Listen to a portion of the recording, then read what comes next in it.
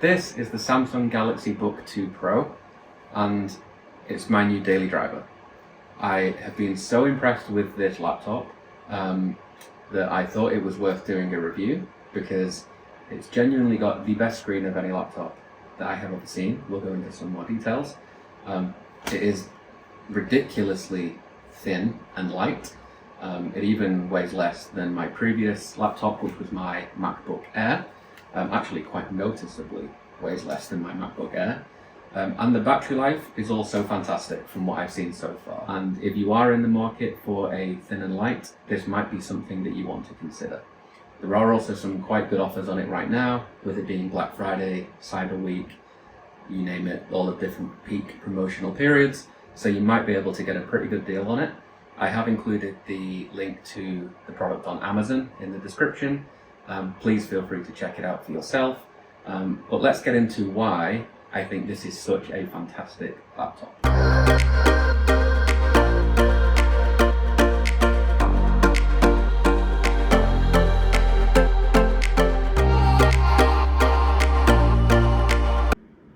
So let's take a look at the specs of the Samsung Galaxy Book2 Pro.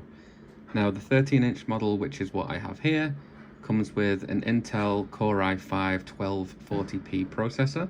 That is the latest 12th generation of Intel processors. It comes with either 256 gigabytes of internal storage with 8 gigabytes of RAM, or you can upgrade to 512 gigabytes of internal storage with 16 gigabytes of RAM. There is also a 5G connectivity option for additional premium.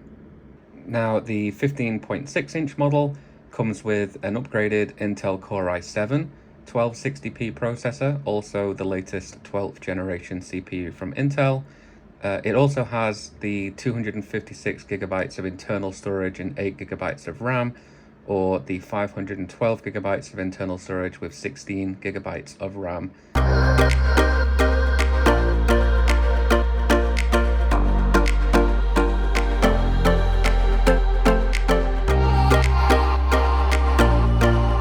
So firstly, let's start with the most obvious feature of this laptop, which is the screen. Now, the model I have here is the 13.3-inch, but they do also make a 15.6-inch model if that is something that you would prefer. For me personally, I want to use this for traveling. I want it to be as light as possible, something I can use on an aeroplane without encroaching on the person next to me. So I prefer the smaller form factor, but obviously that's down to personal preference. They do both have a 60Hz AMOLED display. That display has a 1:1 contrast ratio and 120% color volume. What that basically means is it's an extremely impressive display. It has up to 500 nits of brightness in HDR. So whether you're using it in a dimly lit room or a well lit room as I am today, you're going to be able to see the screen absolutely fine. Actually, I find myself having to turn the brightness down quite a bit because it is, especially when you're viewing white pages, it's extremely bright. Now, one thing that is a little bit contentious about this screen is that it uses a 16:9 aspect ratio. That is the traditional widescreen that you're used to. However, many laptops today are moving to the taller screen format of a 16:10. However, this laptop has not chosen to go down that route. I imagine to keep it small or as small as possible. To me, that's not a huge issue. I don't mind a 16:9 screen. I know some people do, so let me know what you think in the comments below. However, just the sheer quality of this screen, honestly, whatever the form factor was, I would be very happy with it.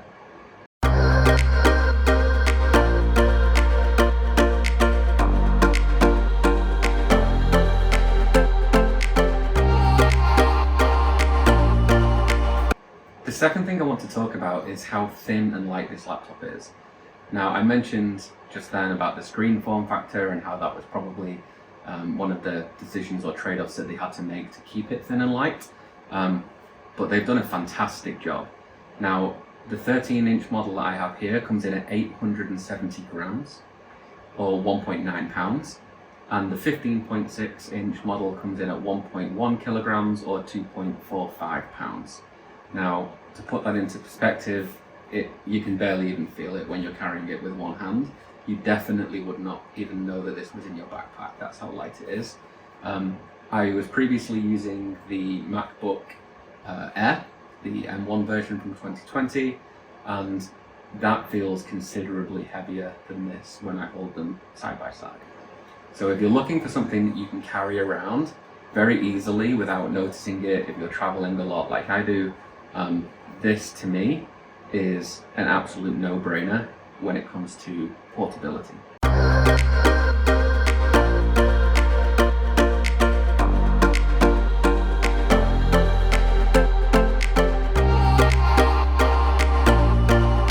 Another key feature of the Samsung Galaxy Book 2 Pro is the Wi-Fi 6E functionality.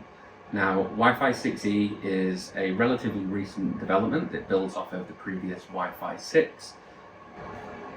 Now, in order to achieve the maximum speeds, you do need a Wi-Fi 6E enabled router. That is something I have. I have the Netgear RAXE 500. I'll include a link to that below the video. Feel free to check it out. Now, Wi-Fi 6E enables the 6 GHz band. Now, that said, this laptop is fully backwards compatible with 5 GHz and 2.4 GHz bands. So whatever router you have will work with this. So with this Wi-Fi 6E functionality and connected to my 6 GHz Wi-Fi network, I find that I achieve speeds on my gigabit connection of 600 megabits per second, maybe even 750 megabits per second, depending on the time of day.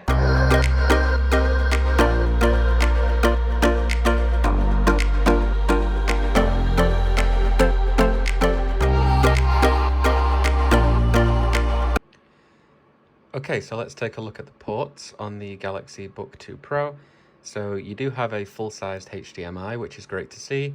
You have a Thunderbolt 4 port, one USB Type-C, and then turning around to the other side, you have a 3.5mm headphone out port, you have a USB Type-A 3.2, and a micro SD card slot.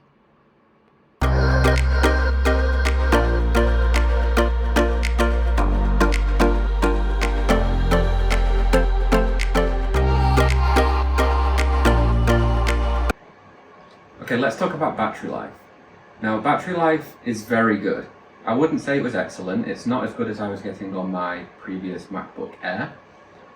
It's a 68 watt-hour battery. Samsung claimed that it will give up to 21 hours of consistent video playback time, and that it will generate 8 hours of life from a 30-minute charge. That is with the included, and yes, included, 65 watt USB-C charger. Now, in the real world, what I've found is that if I'm using it light to moderately, then yeah, the battery life will last all day and I won't have any problems. I find that if I'm multitasking, if I'm writing, if I'm reading, if I'm streaming content at the same time, then I'll probably get 4 to 5 hours of battery life, which again is fine. You know, the charger is so small that you can take it with you. It's not too much of a problem. But you shouldn't buy this and expect the same battery life that you would get on something like a MacBook. But it's very good. I don't think you'd have any real problems with the battery life on the Samsung Galaxy Book 2 Pro.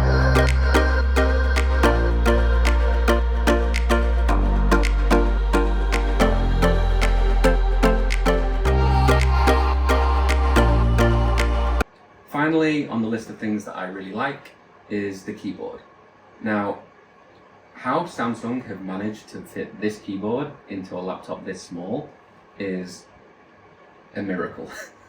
It's so tactile, it's so responsive, and it gives such a nice feedback. It's got a surprising amount of travel.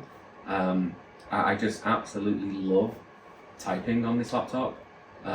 There's hardly any deck flex when you press down on the keyboard. The laptop is solidly built. And it's just a really satisfying experience. I find it to be better than the keyboard on my previous MacBook Air. That's personal preference, of course, but I just really like the responsiveness and the feedback that you get as you type.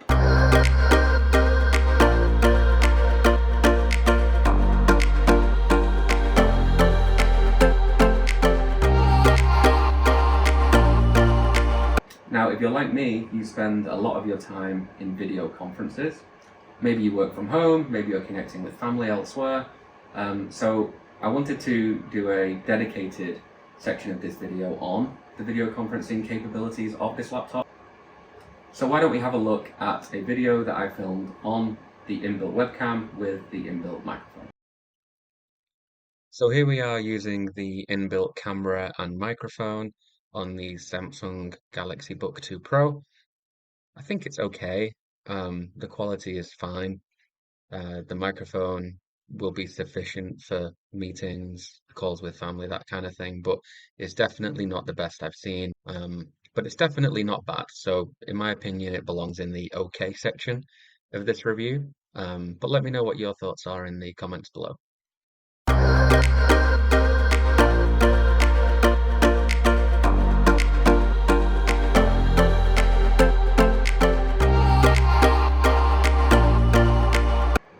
Now, before we go to the things that I think could be improved on the Samsung Galaxy Book 2 Pro, let's look at the one thing that I couldn't really categorize as good or bad. I think it's just okay, which are the speakers.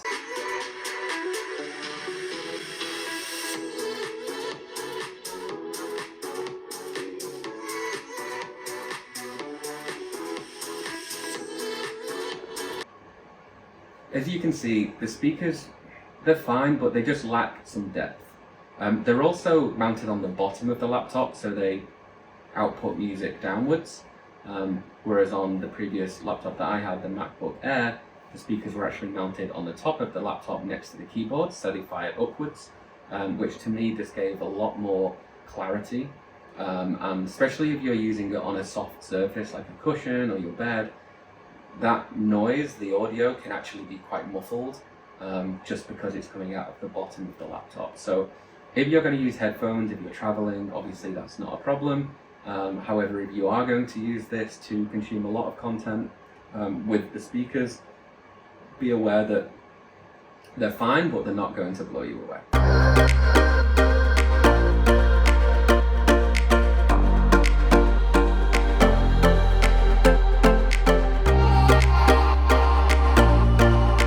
Now, for the one thing that I didn't like about this laptop, it's not the end of the world. It's easily fixable once you buy it, if you do buy it. But that is the amount of bloatware that is included by Samsung. And what I mean by bloatware is apps that Samsung pre-install before they deliver it to you, that you maybe have no use for, didn't ask for, or don't want. Now, I will include a screenshot here as to the apps that come with this laptop. And yes, it does include McAfee security, so please uninstall that as soon as you can. I can't understand how laptop providers are still pre-installing McAfee, but there we go, I guess somebody is paying for it. But outside of McAfee, there are still a significant number of Samsung apps. Now, a couple of them you'll need: Samsung Settings and Samsung Update. They help provide the latest drivers, so it's worth keeping those installed.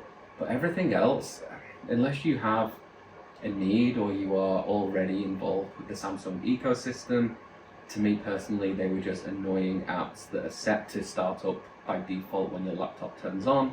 That increases the amount of time it takes to turn your laptop on. They provide annoying pop-ups, they just get in the way. So I would recommend, unless you really do have a need for those apps, to uninstall them as one of the first things that you do. It also comes pre-installed with things like Spotify, Amazon Prime Video. So again, unless you're going to use those apps already, just make sure you uninstall them, free up a bit of space, and just overall increase the speed and responsiveness of the laptop by having fewer things starting up when your laptop does.